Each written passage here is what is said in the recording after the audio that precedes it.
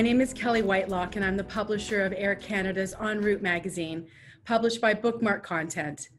enRoute has been at the forefront of the conversation around travel in Canada since 1958, and Air Canada has been part of this country's travel DNA since 1927. And now we're very much looking forward to introducing the next stage in Canada's travel history with this series of travel webinars. We all know that we're living through unprecedented times and that no one industry has been more affected than the travel industry. But we're finally seeing proof that the doom and gloom is lifting. Confidence is slowly starting to return, and new opportunities for rekindling our relationship with travel are presenting themselves. And that's why we're here today. We've created this webinar series to help you navigate the new world of travel, from the destinations you'll visit, to the way you'll get there, to what you'll do once you arrive. Our panel today is an excellent cross-section of the creativity that's going into this industry and the travel experience, and it's my pleasure to introduce them. Oneika Raymond is an award-winning travel and lifestyle expert, journalist, television host, and new mom. She's currently based in New York, and her adventures have taken her to over 118 countries across 6 continents. She's the voice behind the site Oneika the Traveler, which won Best Travel Blog in the Society of American Travel Writers Loyal Thomas Awards. Gloria Laurie is Senior Vice President, Marketing Strategy, and Chief Marketing Officer at Destination Canada. And prior to joining the organization, enjoyed a 20-year-plus career in the arts, journalism, and tourism industries. She now leads a team of passionate marketers who share a common vision of inspiring travelers from around the world to fall in love with Canada. Anton Vidgen heads up brand experience at Air Canada and is also Vice President and board member of APEX, the world's second largest aviation trade association. Anton has deep commercial and consulting experience in 8 different countries and 4 different continents and is based in Toronto. And finally, the moderator for today's panel, enRoute's content director, Sydney Loney. Sydney is an award-winning writer and editor whose almost 20 years in journalism have allowed her to travel extensively, covering everything from health and social justice issues to profiling remarkable people and places from around the world. And now let's begin. Over to you, Sydney. Hello, everyone. As Kelly mentioned, we are really excited today to be talking about travel in Canada today. And it is, in fact, the theme of our July Air Canada enRoute magazine. We had a lot of fun putting this issue together. And one of the things I was thinking about as I was writing my editor's letter for the issue is all the incredible places I've traveled to in Canada. Back when I was in university, my mom and I flew out to British Columbia for a road trip to Tofino, and my honeymoon was another road trip through Quebec to the East Coast and back again. And more recently, I flew out to Newfoundland to hike the Long Range Traverse, and that was one of those incredible, unforgettable travel memories that I will always cherish, and partly just because I survived, which was remarkable in itself. But that leads me to my first question for actually all of our panelists. And that is, what is one of the top places on your Canadian travel bucket list? And why can't you wait to get there? And maybe we could start with you, Gloria. Sure, thank you. One place that I haven't actually gotten to is Churchill, Manitoba. And I think something that's iconic for so many people is polar bears and being able to see the polar bears. And, you know, just having traveled, I'm sure everybody thinks Canadians either have a pet polar bear or, you know, have seen them from their house, where in fact, very, very, very few Canadians have actually had that opportunity to see them in the wild. So, and what I can say is companies like Frontiers North in Churchill, what they're doing is they're repackaging and helping take experiences that used to be for people who had to fly in and do all kinds of other arrangements. They're kind of slimming down the amount of additional travel details that you have to do, but they're really crafting it for Manitobans in particular so they could just drive there. So drive in and then have that experience. So I think that's cool. And I kind of have to plug Canada's #1 place, which visited place, which is Niagara Falls. only because you could see it in a way you never have before. When you're on the Hornblower now, it's almost like a private cruise because of the amount of distancing. So I think it's like about 6 people. So I think we might have, most of us have been there, but you can see it in a really different kind of special way. So those are a couple. That's lovely. Anton? Well, I have a fascination with places that you might term like on the edge of the world, really sort of out there.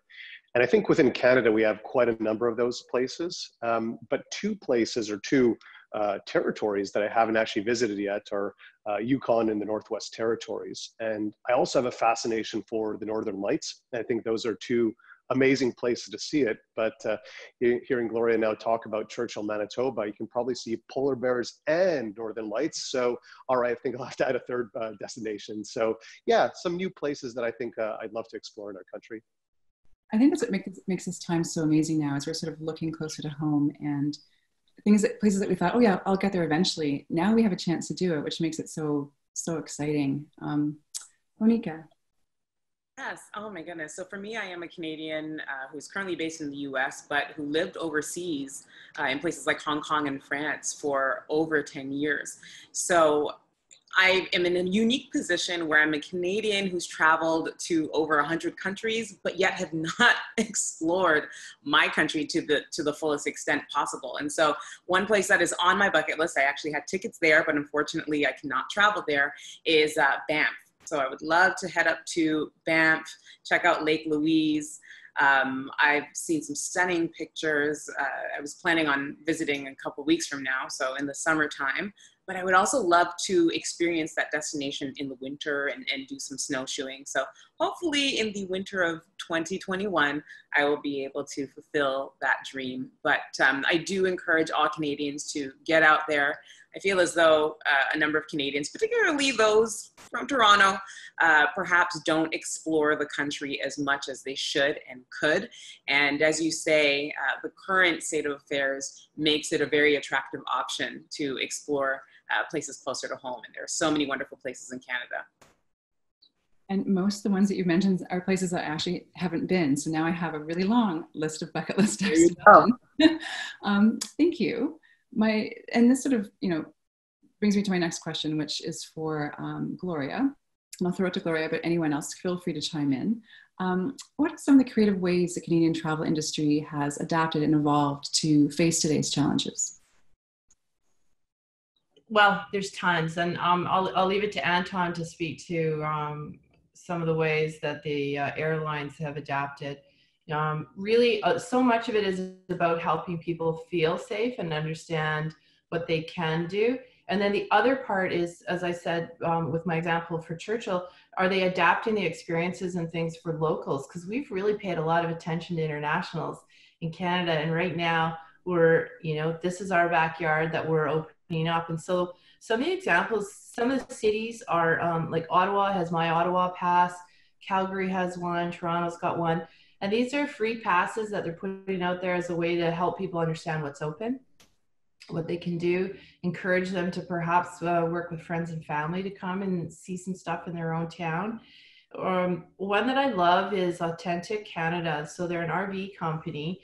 They usually sell almost all their packaging to international clients. And instead of sort of just canceling all the reservations, what they actually have is RVs that you can rent that actually still have the park passes, because they always pre-book that. So as we know, park passes are like gold these days, Willy Wonka's golden ticket. But they have those already packaged. So there's all these things that used to be for others are really for us. Prices are better. And then, as I said, so the experiences are being adapted, and I think in a way that is perhaps even better. And so it's more like that thoughtful, the way that people are being so thoughtful too. If I go right down to the restaurants and how they're keeping supply chains open for farmers by selling farmer bags. And so just that idea, travel is local and far, right? And so whatever you're comfortable with, but there's so many thoughtful things that we're seeing in the industry of ways that people not just getting open, but supporting the community they're in. So I could go on with a million examples, but I'll throw it out to the rest. Yeah. Well, you know, if you do have an RV, just give me a call. I'm sure we can find some way to squeeze it on one of our aircraft and fly it across the country. So let me know. If you'd like, you know, I can just kind of talk to you a bit about how the air travel experience has changed at Air Canada.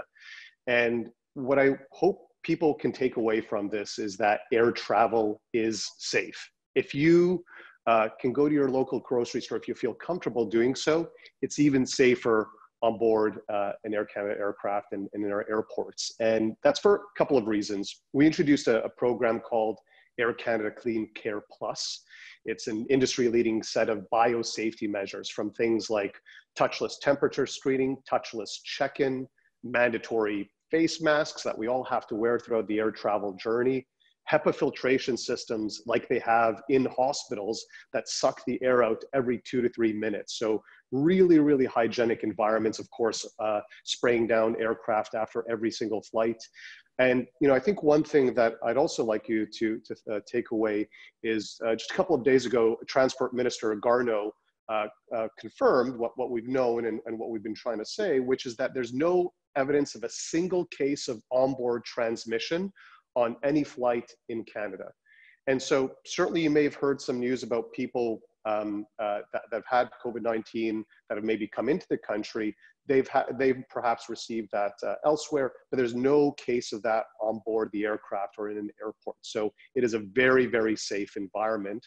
And the other thing that some people may not know is just yesterday, 2 notable insurers have confirmed that you can travel outside of Canada and they will be able to provide COVID-19 related health insurance.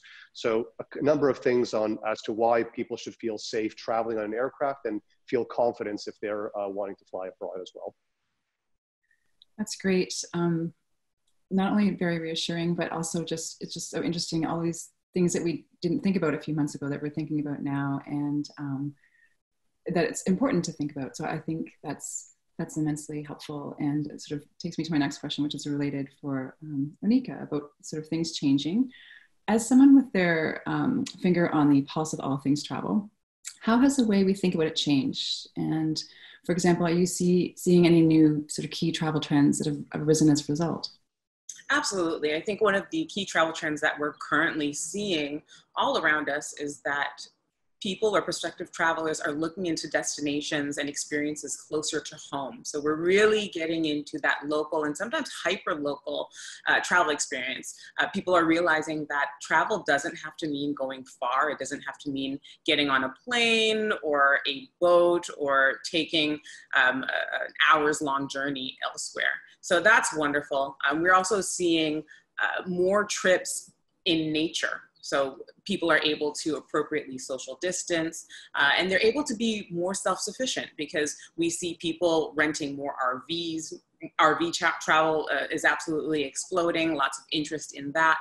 And people are being more self-sufficient because they don't need as many amenities, since in the RV, everything is there for them. Anton could probably speak to this with regards to the airline industry and airports, but when you go to the airport, there is a lot more contactless travel. So it's kind of funny, and it almost counters what our typical, or at least for me, what I love about travel, which is engaging with people and cultures and having conversations and getting my fingers right in there.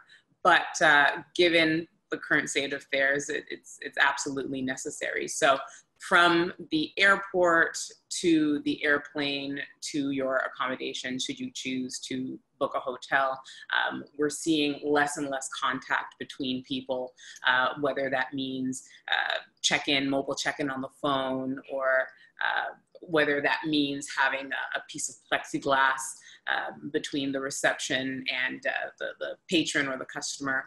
We are seeing less and less contact and a greater emphasis on hygiene. In hotels, for instance, many hotels are not offering daily housekeeping unless it is specifically asked for. And again, that is the contactless aspect of the travel experience. So those are the key things that I am seeing right now. And I think all of these things allow us to feel more comfortable about traveling and getting on with it. That's exactly it. And I think that, you know, we're already starting to see that more and more people are just, you know, just want to get back out there. And whether that means, you know, booking the campsites and hotels closer to home, or heading on, you know, a micro escape to a nearby province. So that leads me to my next question for you, Anton. Why is there still so much interest in travel, and how do you see the need for it phasing in again? And by that, I mean, will it be business or pleasure first? Well, I'll speak personally, and I'll speak for our business as well. Personally, I just couldn't wait to get on an aircraft, and I was lucky to be able to do so after maybe 4 or 5 months. And I could tell you it's almost like being on a plane for the very first time in my life. I was just giddy and could not wait for that takeoff. And, you know, you're off to a wonderful new destination. And I went to Banff actually 2 weeks ago. So Oneika, sorry, I should have let you know and should have had you come over, but no, it was a wonderful time. So we certainly are seeing leisure travel rebound first. You know, because people are becoming more confident and comfortable with the idea of air travel, you know, they're wanting to get away. They're happy that they could go to their sort of neighborhood restaurant and do takeout. And certainly, you know, I think I encourage a lot of that hyper-local tourism, but I think people are now feeling like they want to get out and explore, in this case, more of the country. And we're starting to see business travel return as well. Today, we actually reopened our first Maple Leaf Lounge here in Toronto, and that's certainly a signal that we're starting to see business travel return. A lot of small and medium-sized enterprises are the ones that are maybe leading a lot of the return for business travel. They're itching to get out there, and certainly in our discussions with a number of corporations, a lot of people are kind of done with the work from home piece and are starting to sort of see some of that change. It is a slow recovery, but you know, it's intended to be sort of safe, measured, and certainly people need to feel comfortable, and we need to do so in a very responsible way. But we're keen to see travelers getting out and back into the skies again. That's fantastic. And now I'm very envious that you've been somewhere and I have been nowhere. That's going to change soon. Gloria, as a champion of the tourism industry in general and travel in Canada in particular, what are 2 or 3 key things that you most want people to know about traveling in Canada right now? I think I'm just going to give you a stat to set it up, because Anton's right. There is just so much that pent up demand. Our research is showing over 51% of Canadians really want to travel, like a lot. But the percentage of Canadians who feel safe traveling is 7%. That was as of last week. And I think that delta, that difference is just knowing that information. I flew this week to Calgary. It was a great experience. I've got to say, I actually missed Oneika. I missed actually more contact. I felt alone, in some ways. But in terms of all the protocols that are in place and the airbags, everything, just knowing that helps you feel safer. And so for us, there's a few things that you want Canadians to know is, first of all, what they can do. And so on our website, we've published 10 tips. And it has to do with things like knowing that, you can go to that museum or attraction, you just have to book ahead of time. And the other thing is knowing that, in fact, we've worked with Rick Mercer, Peter Mansbridge to try and get information out that helps people appreciate how important their dollars are in terms of travel. They might not appreciate it, but, Canadians spent $36 billion outside of the country on travel last year.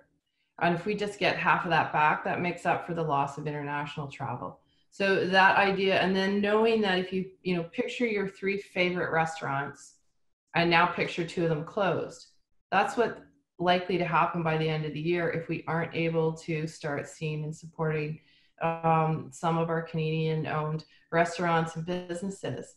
And so I would say the last thing is we're also seeing people first want to go back to, a lot of people want to go back to maybe places that are familiar or whatever, or others are looking for those hidden gems, bucket lists.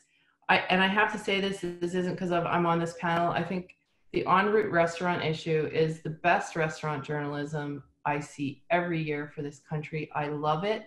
Go back to all the past issues, find some restaurants that are in the area of where you're comfortable traveling to, and go give them a shot.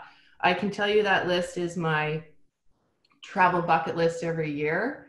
And I just honestly go back in there. I love the journalism, the write-ups, but the advice in there and the selects are fantastic. So that, you know, if people appreciate how important their dollars are and then learn more, go to the websites and just do a little research, you'll know what you can do safely. That's fantastic. I love the idea of supporting as many people in industry, food and beverage, travel as we can, and just sort of spreading the word about how wonderful, there's so many wonderful places to visit, no matter where you are in this country, and talking it up, whether it's to people here or people elsewhere. Is a perfect segue to my next question for Oneika. Oneika, over the years, your travels have taken you to 118 countries across 6 continents. So how do you explain your home country to people that you meet abroad? And what do you think most sets Canada apart as a dream destination? Great question. So I've had the wonderful opportunity to engage with so many different people in so many different places. And I like to call myself a serial expat immigrant. I was born and raised in Canada, but I've lived in France, the UK, Mexico, Hong Kong, and now the US. So not only have I had the chance to visit a number of countries, but I've also lived in a number of countries as well. And there are 3 words that come to mind when I think of how myself as an ambassador, you know, a de facto ambassador of Canada, explain my country, how I explain my country to people. And that would be diverse, kind, and vast. So first of all, Canada is so exceptionally diverse. It's diverse in terms of the people, it's diverse in terms of the landscapes, it's diverse in terms of the experiences that you could have. The history is exceptionally diverse as well. And I think that as a people, we don't necessarily highlight as often as we should. So as a de facto ambassador, I'm constantly trying to tell the story of Canada and the story of Canadians to all the people that I encounter across the world. Secondly, we are such a kind people, and that goes beyond saying sorry. That goes beyond being polite. But I think that the kindness that you find in Canada is one that's really born of tolerance and understanding, because we are so diverse and we are such a cultural mosaic and such a fabric of different people with different stories. And then I love to just kind of give, you know, foreigners, I guess, an idea of how large the country is. We are a country of wide open spaces. Living in Hong Kong in particular, which happens to be extremely dense when it comes to population. People got a kick out of the fact that, you know, I had foxes and coyotes in my backyard, in my actual backyard, because I grew up in Mississauga, Ontario, and there are reservoirs upon reservoirs all over the place. And so you don't need to go very far to get in touch with nature. And people have many homes or many bedrooms in their homes with 2- and 3-car garages. And as you travel the world, you realize that that is not necessarily something that is common elsewhere. So I love to highlight those different facets of the or those different facets or aspects of Canada. And as well, I think those particular aspects absolutely separate the country from others. But for me, I think there are just so many bucket list experiences. Anton and Gloria talked a little bit about traveling to Churchill, traveling to the Yukon, all of these different places. You know, I talked about wanting to travel to Banff. It is an exceptionally beautiful country. And for myself, who is very much an outdoorsy person, people say that they want to go and see the fjords in Norway. And I'm like, well, you know what? Go to Canada. You can absolutely have a similar experience for a third or even a quarter of the cost, because a lot of those Scandinavian countries are quite expensive. It's fantastic. And I love the diverse, kind, and vast. I may have to borrow that. But, and you're so right. And just in terms of all these wonderful places, and as you're talking, I'm thinking about all these other little spots or little hidden gems that I've discovered in Canada, and just often by accident. And that we don't always necessarily celebrate, and sometimes we don't necessarily want to share because we want to keep them to ourselves, which just leads me to this question, which I'd love for everyone to answer, because I'm selfishly looking for the inside scoop myself. So maybe you could start, Anton, and you could share, what is your favorite hidden gem of destination in Canada? So it could be a restaurant, a beach, a town, or a trail. Some place that you almost don't want to share because you don't want anyone else to know about it. Well, I'll maybe highlight two places. And first of all, one thing you should probably know about me is that my stomach books all of my travel for me. And so one of the destinations you actually mentioned in your intro is Tofino, which is, of course, maybe not so much a hidden gem, but for those who haven't been, it's truly spectacular. It's one of Canada's jewels. And there's a restaurant that won Canada's Best New Restaurants a number of years ago called Wolf in the Fog, which is just a wonderful, spectacular place and very charming. And the whole town is wonderful to get away from everything. And then if you jump to the other side of this diverse, vast country, is in St. John's in Newfoundland. I remember the first time I went, I landed, I went sea kayaking, went on a hike, and then went for dinner at this lovely spot called Merchant Tavern, and sort of a sister restaurant to Raymond's, which a number of people may have heard of, the very sort of fine dining place. And this is sort of a slightly more affordable spot. And I remember seeing snow crab on the menu, and I was able to get this like massive platter of snow crab for $20.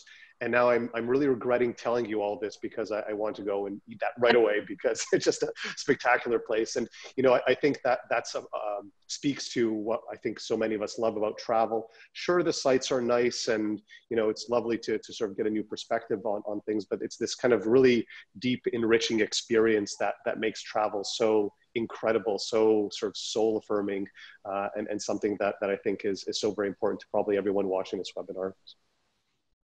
That is wonderful. Thank you. Gloria, your hidden gem? Since Anton got two, I'm going to have two. But first, Oneika, I loved hearing how you talk about Canadians internationally. It just it makes me so proud to hear you say those kinds of things. And just to let you know that we've, in fact, started to embrace the word nice. Canadians have always been said, oh yeah, we don't really like being called nice, but you know what? It's bloody good to be known for nice. Right now. Is that the new slogan? Bloody good to be nice? It sounds a bit British in a way, but it's time to stand up and be really proud of how we are known. And when you were talking about kind, it's so true. And our website is called canadanice.ca. It's just a new platform, and that's where we've put the helpful travel information, because there's different restrictions from province to territory. And so we just tried to be helpful and put it there, but we called it Canada Nice. And that's a hashtag we're using, and just looking for those nice stories, whether it's a soap dispenser in Edmonton who's like giving out soap, and she used to do all these things. There's so many nice things happening. Anyways, check it out. My hidden gems, one is truly in a way hidden. It's here in the province I live in, British Columbia. It's in Vermeer. And if you do get to Banff, go over and head down. And the reason that it's such a gem is because Banff is so well known, but it's not that far away. I think maybe an hour or so drive away. It's in the British Columbia side, but it doesn't just have the Rockies, but it has the Purcell Mountains. So it's, you get two giant mountain ranges, plus it has natural hot springs. So it also has these Fairmont and Radian, and National Park is tucked in there. So that's like the hidden version of Banff, and you can drive there from Calgary or Vancouver. And then the other hidden gem is actually hidden in a wide open space. And a lot of Canadians don't know about it, but it's the Great Trail, and formerly known as the Trans-Canada Trail, and it goes right across the country. And they do have an app. The Great Trail has an app that helps Canadians. It hits, I think 80% of Canadians are within a 30-minute drive of a portion of this trail. And so you can actually start to map out, your adventures and pick off different parts of the trail across the country and hit it. And anyways, that's the hidden in a wide open space gem, and the other one is here in British Columbia. That is fantastic. Oneika. All right, so like Anton, I also am a huge fan of food, and I like to sample the local food when I travel. And as a Toronto girl who was born and bred of Jamaican descent, I have to shout out Diners Corner. Now, it's a restaurant, it's found, I believe, at Yonge and Charles, and it's a Jamaican fine dining restaurant.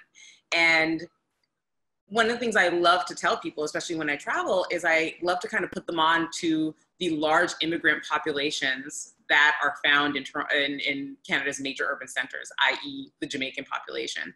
And Jamaican culture is so widespread. The music absolutely is widespread, but maybe not as much the food. So I always recommend that visitors to Toronto hit up Diners Corner, that they have some rice and peas and curry goat and all of these other Jamaican delicacies and specialities. It's a Black-owned restaurant. It's just so good, and that's one of the first places that I will go to, one of the first restaurants that I will patronize when I find myself back in Toronto when the borders hopefully open up before the end of the year.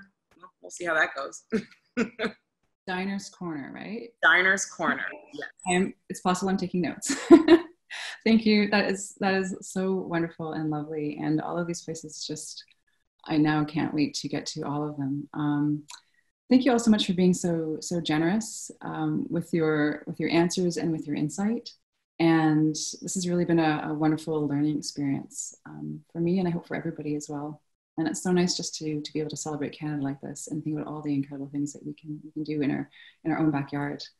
And with that, I will throw it back to Kelly for a few last words. That was amazing. Thank you so much to Oneika and Anton and to Gloria and to Sydney.